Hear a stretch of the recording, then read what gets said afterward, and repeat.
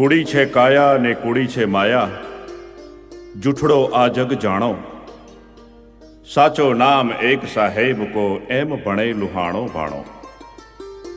નમસ્કાર મિત્રો, હું છું આપનો સુરેશ ઓઝા. માં વેરાઈના આશીર્વાદથી વસેલું અને બાણની ભૂમિરૂપ આ છે વારાહી ગામ. વારાહી ગામની પૂર્ણ આસ્થાનું કેન્દ્ર તેમજ પરમ શ્રદ્ધા સ્વરૂપ આ છે શ્રી ભીડભંજન હનુમાનજી મહારાજનું દિવ્ય મંદિર, જેને નતમસ્તક સૌ કોઈ વંદન કરે છે. જય હનુમાન જ્ઞાન ગુણ સાગર, જય કપીશ તિહુ લોક ઉજાગર, રામદૂત અતુલિત બલધામા, અંજની પુત્ર પવન સુતનામા. એવા શ્રી ભીડભંજન હનુમાનજી મહારાજ સર્વની ભીડ ભાંગે છે. એટલું જ નહીં, પરંતુ એના નામ ઉપરથી ભારતની ટોપ 10 ગૌશાળામાંની એક ગૌશાળા એટલે આપણી વારાહીની આ ભીડભંજન હનુમાનજી ગૌશાળા. આ છે આપણી શ્રી ભીડભંજન હનુમાનજી ગૌશાળા, કે જે વારાહીની શાન વધારે છે. માત્ર 7 ગાયોથી શરૂ થયેલી આ ગૌશાળાની સંકલ્પના આજથી 20 વર્ષ પહેલા વારાહીના નવયુવાનો દ્વારા થયેલી.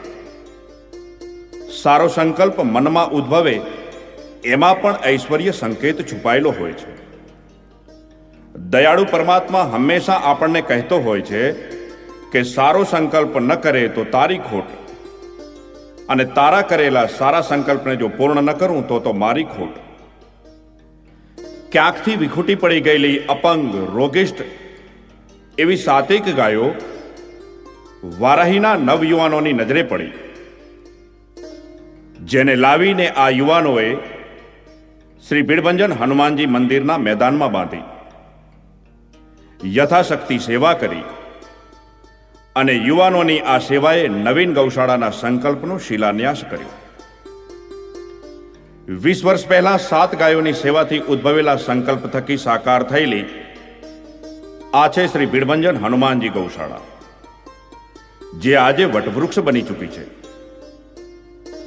આ ગૌશાળામાં 7,500 થી પણ વધારે ગૌવંશની સેવા પૂર્ણ દેવત્વ ભાવથી થાય છે. 150 વીઘા જમીનના વિશાળ ફલકમાં ફેલાયેલી આ ગૌશાળામાં 150 જેટલા કર્મચારીઓ કાર્યરત છે. આ ગૌશાળામાં ગૌમાતાની સાથે નંદી મહારાજની સેવા પણ પૂર્ણ ભક્તિથી, શ્રદ્ધાથી તેમજ દેવત્વ ભાવથી થાય છે. राम नाम में लीन है देखत सब में राम, ताके पद वंदन करूं जय जय श्री जलाराम. આ છે જલિયાણ જોગીનું નાનું, સુંદર અને રૂપાળું એવું મંદિર, જેને ભક્તો જલારામ બાપાની ઝૂંપડી તરીકે પણ ઓળખે છે. આ ગૌશાળાની પ્રથમ ગાય, કે જેને ગૌ ભક્તો ગંગાના નામથી બોલાવતા, ગંગા ગૌમાતાનું આ છે પવિત્ર અને નાનકડું શ્રદ્ધા મંદિર, જેને લોકો ભાવથી વંદન કરે છે. આ છે ભૂમિના રખેવાળ ગોગા મહારાજનું દિવ્ય મંદિર, જેના થકી આખી ગૌશાળા રક્ષિત છે. તન, મન અને ધનરૂપી ત્રિવેણી સંગમની સેવાનો આજે અનેરો અવસર છે. જન્મદિવસ તો બધાના આવે અને જગતને દેખાડવા બધા ઉજવે પણ ખરા, પરંતુ મા ગૌતરીના શરણે આવી પોતાની સંપત્તિના સદઉપયોગ થકી જન્મદિવસ ઉજવવાનું સદભાગ્ય તો આ વીવી શેઠ જેવાને જ મળે. સ્વર્ગસ્થ લલિતાબેન વલ્લભભાઈ અને સ્વર્ગસ્થ વલ્લભભાઈ પ્રાગજીભાઈ અખાણીના બંને દીકરા પિયુષભાઈ અને વિપુલભાઈ ઉપર માતા પિતા સહિત જલારામ બાપા અને ભાણ સાહેબના અસીમ આશીર્વાદ છે. આજે વિપુલભાઈના જન્મદિવસ પ્રસંગે આ અતિ ભવ્ય લોક ડાયરાનું આયોજન ગૌ સેવામાં સમર્પિત થઈને કરવામાં આવ્યું છે. વીવી શેઠના જન્મદિવસને ગૌત્રીના ખોળે ઉજવવા આપ સૌ જ્યારે ઉપસ્થિત છો, ત્યારે આવો આજે વિપુલભાઈ પાસેથી જ આપણે એવી પ્રેરણા લઈએ કે ગૌ સેવા એ શ્રેષ્ઠ સેવા છે. આપણી આવનારી પેઢીને કદાચ સમૃદ્ધિ તો અપાર મળી રહેશે,